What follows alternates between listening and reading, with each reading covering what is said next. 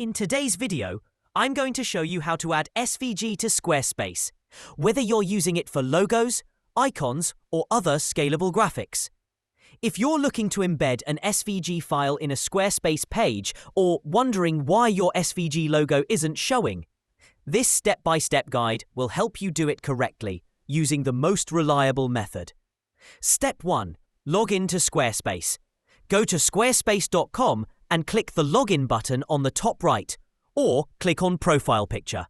From the dashboard, select the site where you want to add the SVG file. Step 2. Enter Edit mode. Click on Edit to enter your website's editor. Find the section where you want to insert the SVG image on your Squarespace site, whether it's your homepage, About section, or a custom page. Now you're ready to place your SVG. Method 1. Use code block, most common way.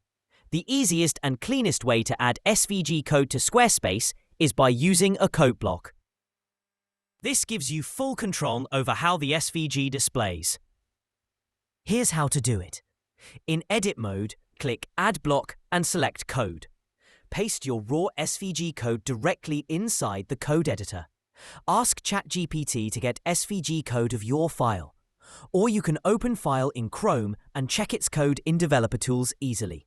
For example, here is a sample SVG code. Let me copy from ChatGPT here. Click Apply to confirm. If your SVG doesn't appear, make sure Display Source is turned off in the code block settings.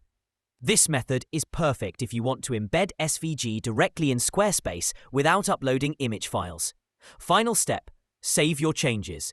After you've added your SVG block and it renders correctly, don't forget to click Save to publish your changes to the live site. If you're having issues like SVG not working in Squarespace or SVG not rendering properly, double-check your code and ensure Display Source is disabled. Thanks for watching. If this helped, don't forget to like, comment and subscribe for more Squarespace tips and